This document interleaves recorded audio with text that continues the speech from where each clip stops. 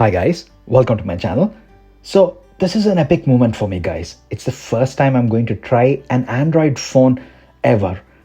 See, I've always been an iPhone user right from generation 1 and personally I never had the reason to try an Android phone. But thanks to you guys, I can call myself a tech YouTuber now, and no tech YouTuber's journey is complete without trying the other popular mobile operating system of the world. So that's exactly what I'm going to do in this video.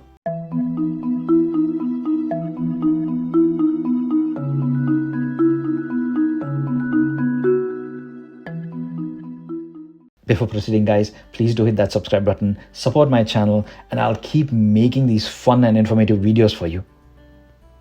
So Android, yes, I'm going to try that out for the first time. But spoiler alert, I'm not going to switch away from iOS anytime soon because I'm too much into Apple ecosystem. I love Apple products and I don't even have a single complaint against their products or their software.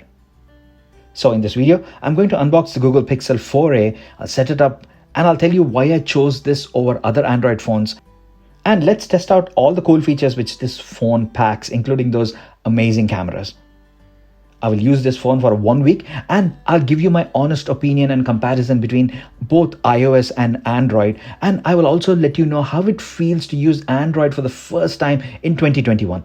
So please stay tuned and be subscribed guys, as all that good stuff is coming your way. Let's unbox this quickly. No plastic wrap on top, it's eco-friendly. And straight the phone. There's just one color option called Just Black, and it's got this nice matte black finish.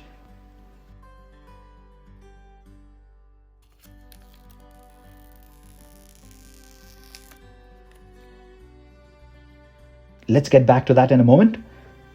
Let's see what else is in the box. We have paperwork here along with SIM ejector tool. And then look at that. A USB Type-C charger and cable. This is the 18-watt fast charger which is included in the box. And then you got this standard USB cable, and you also have a standard USB to USB Type-C adapter included. All this included, and it only costs £279 or $300. Can't believe you can get a complete smartphone, that too from a big brand, for this money. Amazing. Let's look at the phone in a bit more detail here. Wow, this is so light. The last time I used a phone which is this thin and light was the iPhone 6 back in 2014. It's got the fingerprint scanner at the back. Not a huge fan of this location. The power button and then the volume rocker are here. Power button has got this nice accent color. This is beauty. That's the USB Type-C port and the speakers here. The other side has a SIM tray, and on the top, yes, that is the 3.5mm headphone jack.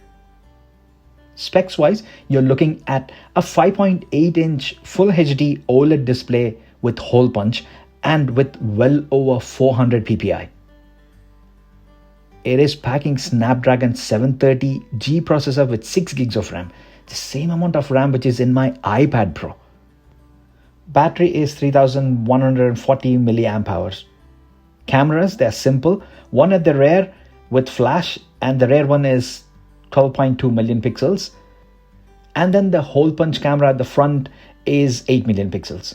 When it comes to video, both these cameras can shoot up to 4K, but only up to 30 frames per second. Now, the reason why I chose this phone.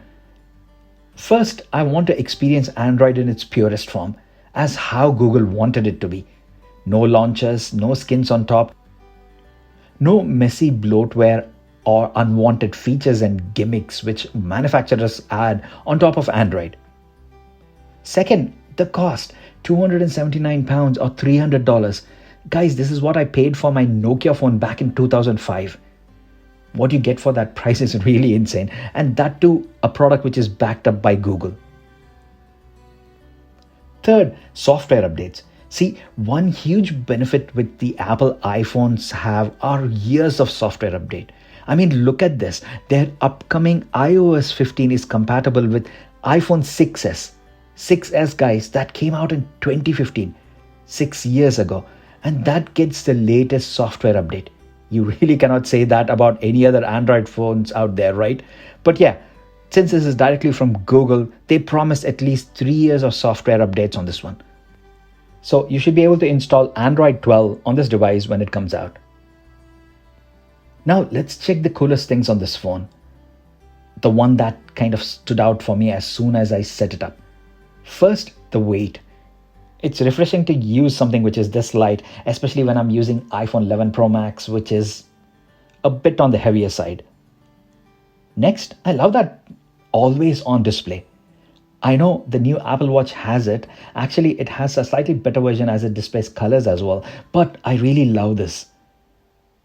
The way the phone always shows the time, the weather, and the battery status, that is really cool. Next, that hole punch cutout screen. See, I'm always seeing things in a notched view. Well, since 2017. And having a screen like this is refreshing. The hole punch still is a bit intrusive, but at least it is small and it is out of the way. Then the star of the show, that camera. A camera this good on a $300 phone shouldn't exist in an ideal world. But thanks to Google, it does. Here are some shots taken side by side using Pixel 4a and my 1200-pound iPhone 11 Pro Max, and you be the judge of it. For $300, that camera, it shouldn't get any better than this in real life world. Then this cool feature called Google Lens. It is amazing at how it recognizes everything you scan and shows relevant shopping results for the same. Let me try a few things. As you can see, it can recognize everything without a problem. Let me try this very specific bottle which I got from a store called Smiggle. And no bother, wow, it picked up the same design and same pattern. This is my daughter's bottle, by the way. That's why it's full of unicorns. Then I like that USB Type-C port on the phone. I could just use my iPad's charger and charge it. It's really good to have a universal port on all the devices, guys, as it's easier to just carry one charger and one cable and then charge them all. Next, the speaker quality. This is quite amazing.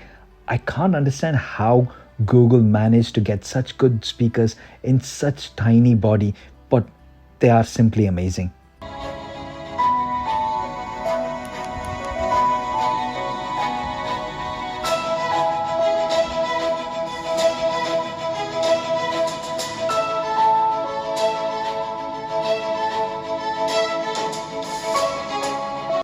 Now, a few things which I don't like about this phone. See, for $300, I really cannot pick this phone apart, but still some things which can be adjusted even for that price point. First, I don't like the fingerprint scanner at the back. I don't know, guys, it might be just me, but having a major sensor that unlocks your phone at the back seems a bit unnatural to me. They should have put this in the power button. That would have been perfect. And what's with the button placement? If I hold the phone normally, then my finger rests on the volume rocker. Why isn't this on the other side and the main power button slightly bigger? That would have been perfect. And then the biggest hit, the deal breaker for me, is the absence of any sort of water or dust resistance on this phone. This really is unacceptable on a phone in 2021. Google had to cut some corners to get that price, and unfortunately, it's the dust/water resistance which took the hit. Also, this phone does have NFC, so it does support Google Pay, but it hasn't got wireless charger. So for all you fans of wireless charging, this phone doesn't work with that. Would I recommend this phone? See, for $300, this is a lot of phone. The cameras are as good as the ones on my iPhone. Internal storage is a very respectable 128 gigabytes, and you also get Android in its purest form. Now, the biggest compromises you have to make with this one is, number one, the absence of dust and water resistance, and number two, the processor. See, it's not the fastest one out there, and you know that buttery smoothness and Google's Project Butter, it suffers a bit here due to that processor. I mean, even with 6 gigs of RAM on board, I do find the lag.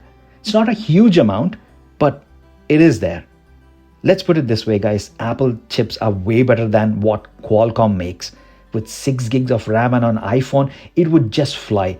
But not on this one. It's not really bad. I mean, I am playing PUBG here and it is okay. But yeah, you do notice that lag.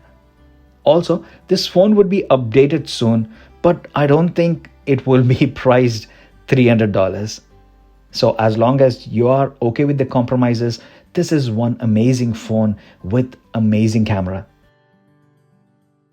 But that's not the reason why I got this phone. The main point is to try out Android for the first time ever and see what's good and bad in it and compare it with iOS.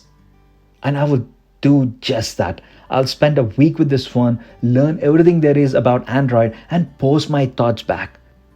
So that video is coming next, guys. I'm super excited about it. Please do subscribe to my channel so you don't miss out. That's all for the video, guys. If you like this video, please make sure to hit that thumbs up button so YouTube algorithm will push my content to more users out there. And whilst you're there, once again, guys, the subscribe button is just a few pixels away. Please hit that, support my channel, and I'll keep making videos like these for you. So that's all for now. As always, thanks a lot for staying with me until the end. I will see you in my next video. Bye for now.